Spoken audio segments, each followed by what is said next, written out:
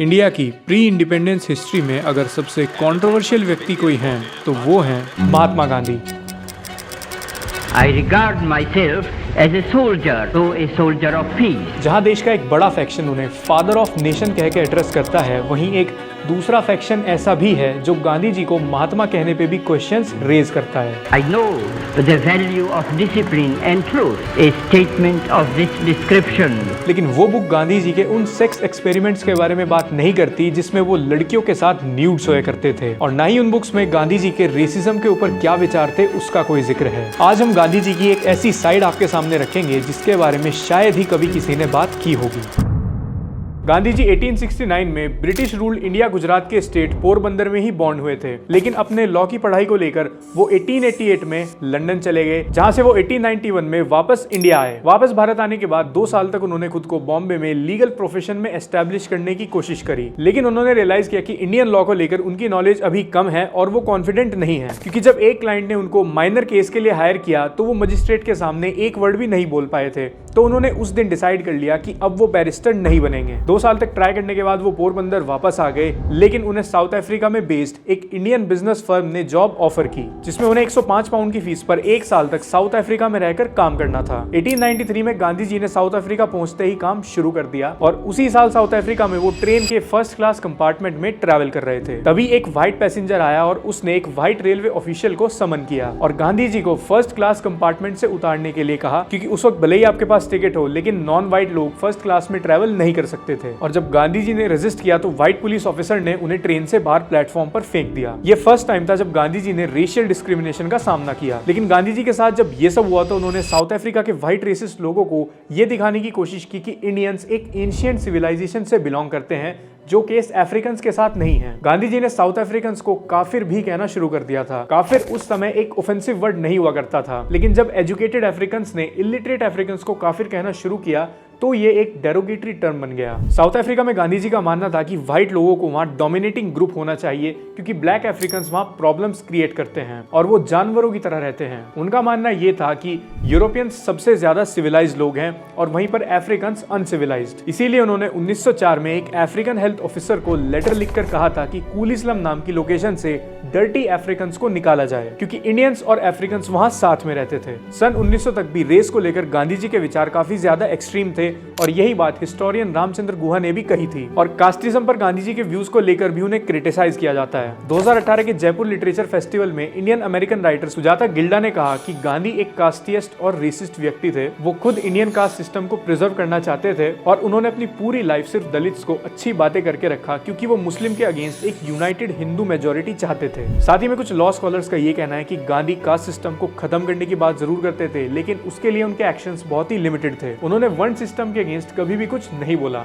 गांधी जी ने एक certain cast को डिस्क्राइब करते हुए ये कहा था कि उस कास्ट के लोगों को साफ सफाई की पूरी नॉलेज होनी चाहिए और उन्हें पता होना चाहिए कि एक टॉयलेट को कैसे कंस्ट्रक्ट किया जाता है, कैसे उसे अच्छे से क्लीन किया जाता है, टॉयलेट की स्मेल को कैसे खत्म किया जाए और टॉयलेट को साफ कैसे रखा जाए। 1935 में अहमदाबाद के कविता नाम के एक गाँव में हिंदूज और हरिजन्स के बीच एक कॉन्फ्लिक्ट चल रहा था, जिसमें हरिजन्स ये चाहते थे कि उनके बच्चे भी स्कूल में पढ़ाई करें जहाँ हिंदूज के बच्चे पढ़ते हैं। लेकिन उस वक्त हिंदूज इस चीज के अगेंस्ट थे और उन्होंने हरिजन्स को बॉयकॉट करना शुरू कर दिया। कुछ हरिजन्स इतने हैरास हुए कि वो गांव से माइग्रेट करने के बारे में भी सोचने लगे, और ये न्यूज जब गांधी जी के पास पहुंची तो उन्होंने हरिजन्स को गांव छोड़ के जाने के लिए कह दिया। 1935 के एंड में गांधी जी के कास्टिज्म पर थॉट्स चेंज हुए और उन्होंने कहा कि कास्ट सिस्टम को खत्म करना होगा। गांधी जी के थॉट्स सिचुएशन को देखकर बदल जाते थे, चाहे वो रेसिज्म हो या कास्ट सिस्टम, किसी भी चीज पर उनके थॉट्स कांस्टेंट नहीं रहे। लेकिन दोनों ही चीजों पर एक्सट्रीम थॉट्स उन्होंने अपनी लाइफ के काफी बड़े पोर्शन तक कैरी किए। हमारी एकेडमिक बुक्स जहां गांधी जी के सिर्फ पैसिफिस्ट एंगल पर फोकस करती है, वहीं उनके विमेन और सेक्स को लेकर स्ट्रेंज थॉट्स को भी हमें एक्सप्लोर करना चाहिए। गांधी जी ने इंडियन होम रूल नाम की किताब में लिखा कि विमेन जिन्हें घरों की रानी होना चाहिए वो सड़कों पर घूमती हैं या फैक्ट्रीज में गुलामी करती हैं। इंग्लैंड में 50 लाख वुमेन सिर्फ कुछ पैसों के लिए काफी टच कंडीशंस में काम कर रही हैं। काफी बाद में उनके थॉट्स विमेन पार्टिसिपेशन पर भी बदल गए। गांधी जी का मानना था कि जिन महिलाओं का रेप हुआ है वो अपनी ह्यूमैनिटी खो चुकी हैं। उन्होंने इस बात से भी एग्री किया कि सेक्सुअली असॉल्टेड वुमेन को अगर उनके पिता सोसाइटी में रेस्पेक्ट के लिए मार देते हैं तो वो एक्शन भी जस्टिफाइड है। रीता बनर्जी बनर्जी ने सेक्स एंड पावर नाम की अपनी किताब में लिखा था कि गांधी जी का मानना यह था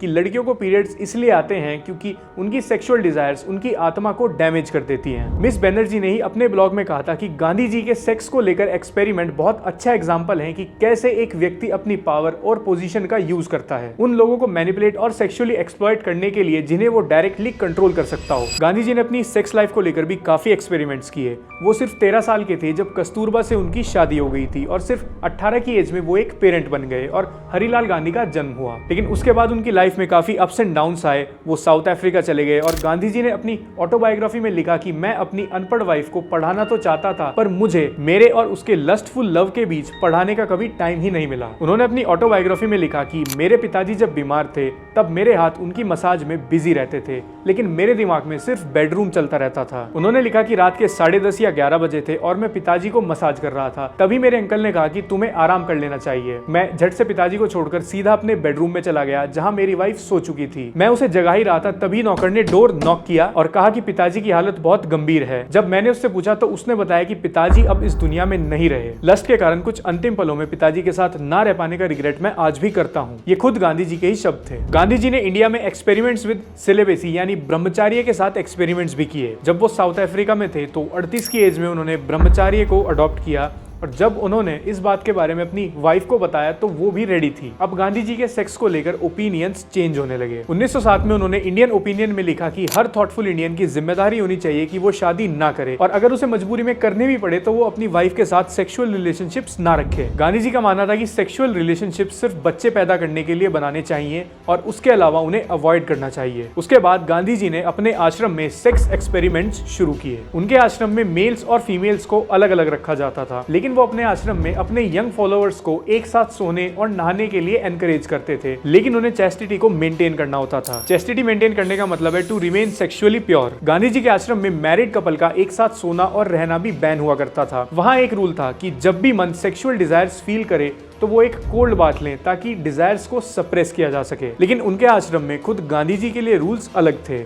गांधी जी ने 1920s में मॉर्निंग वॉक के दौरान अपने हाथ 2 लड़कियों के शोल्डर्स पर रखने शुरू किए जिन्हें वो मजाक में वॉकिंग स्टिक्स भी कहा करते थे। उनकी ग्रैंड नीसेस अभा और मनु उनकी रेगुलर वॉकिंग स्टिक्स थी। उन्हें उनकी फीमेल फॉलोअर्स मसाज भी किया करती थी और गांधी जी की पर्सनल सेक्रेटरी बहन सुशीला नायर जो गांधी जी की पर्सनल फिजिशियन भी थी वो उनके साथ नहाती और सोती थी। गांधी जी का मानना था कि नायर एक नेचुरल ब्रह्मचारी है और वो उनके साथ नहाते वक्त अपनी आंखों को टाइटली बंद रखते हैं। बिना कपड़ों के सोना अब गांधी जी के लिए एक्सपेरिमेंट का एक पार्ट बन चुका था। उनका कहना था कि वो ब्रह्मचार्य की परफेक्ट निर्वाणा स्टेज को अचीव करना चाहते हैं और वो यंग और अट्रैक्टिव वुमेन के साथ बिना कपड़ों के सोकर सेल्फ कंट्रोल को टेस्ट करते थे। सुशिया नायर, अभा और मानू के साथ साथ आश्रम की दूसरी वुमेन भी गांधी जी के इस एक्सपेरिमेंट का पार्ट थी। 16 मार्च 1947 में निर्मल कुमार बोस जो गांधी जी के काफी क्लोज थे उन्होंने गांधी जी के कलील किशोरी लाल को एक लेटर लिखा जिसमें उन्होंने कहा, जब मुझे पता चला कि गांधी जी ऐसा एक्सपेरिमेंट कर रहे थे जिसमें वो लड़की के साथ बिना कपड़ों के सोते हैं ताकि ये पता चल सके कि उनके अंदर सेक्सुअल डिजायर क्रिएट होती है या नहीं, तो मैं काफी सरप्राइज हुआ। मैं कभी महिलाओं के साथ ऐसा नहीं कर सकता और उससे भी ज्यादा इंपॉर्टेंट ये है कि महिलाओं के लिए मेरा सम्मान उन्हें एक्सपेरिमेंट के लिए इंस्ट्रूमेंट की तरह ट्रीट करने के लिए अलाउ नहीं करेगा। लेकिन गांधी जी ने कभी अपने इन एक्सपेरिमेंट्स के बारे में नहीं छिपाया। 6 मार्च 1945 को उन्होंने अपने आश्रम के मैनेजर मुन्ना लाल शाह को एक लेटर लिखा कि अभा मेरे साथ 3 रात सोई है,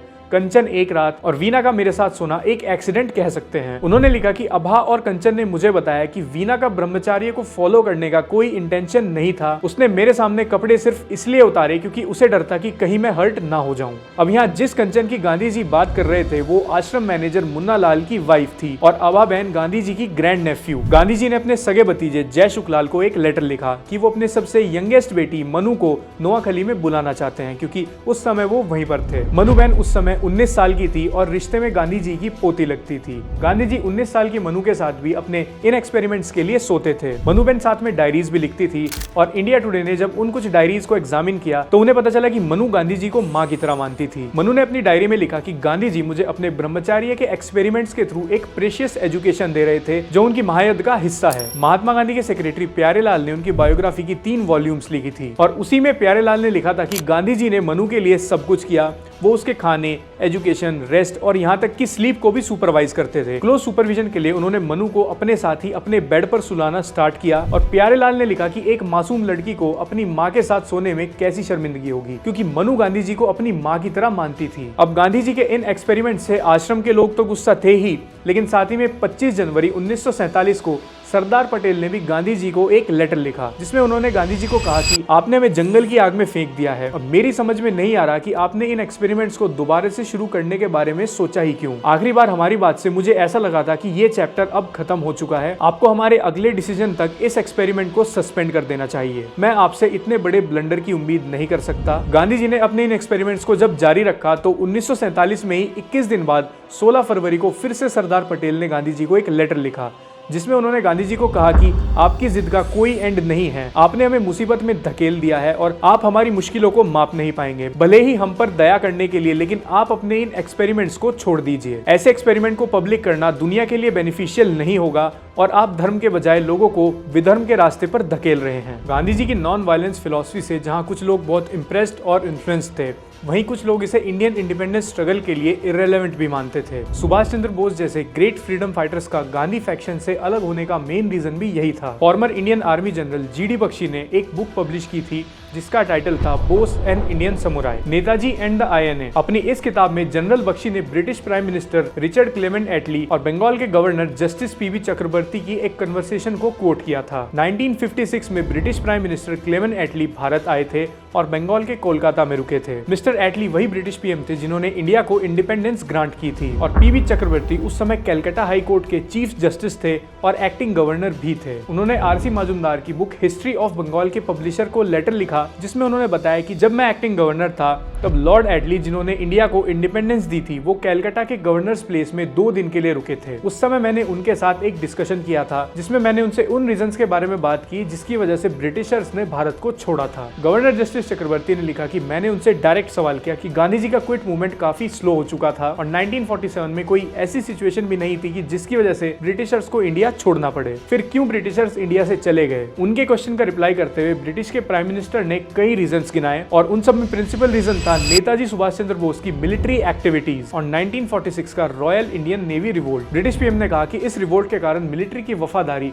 ब्रिटेन के प्रति कम हो गई थी। और इस डिस्कशन के एंड में जब एटली से पूछा गया कि गांधी जी के एक्शंस ने किस एक्सटेंट तक ब्रिटिशर्स के इंडिया को छोड़ने के डिसीजन को इन्फ्लुएंस किया, इस सवाल के बाद ब्रिटिश पीएम मुस्कुराए और उन्होंने कहा मिनिमल। ब्रिटिश पीएम ने ब्रिटिशर्स के भारत को छोड़ने का मेन रीजन बताया था रॉयल इंडियन नेवी म्यूटिनी, लेकिन गांधी जी ने उसे क्रिटिसाइज और कंडेम किया था और सरदार पटेल समेत कांग्रेस के दूसरे लीडर्स ने भी ब्रिटिशर के अगेंस्ट इंडियन रॉयल नेवी के उस रिवोल्ट को रिजेक्ट किया था। उस रिवोल्ट के बारे में आप इस ब्लॉग में पढ़ सकते हैं, जिसका लिंक आपको हमारे डिस्क्रिप्शन में भी मिल जाएगा। आज की इस वीडियो में इतना ही। मेरे सोशल मीडिया का लिंक आपको डिस्क्रिप्शन में मिल जाएगा। अगर आप व्लॉग्स में इंटरेस्टेड हैं तो हमारे व्लॉग चैनल को चेकआउट करना। मिलेंगे अगले वीडियो में। बाय।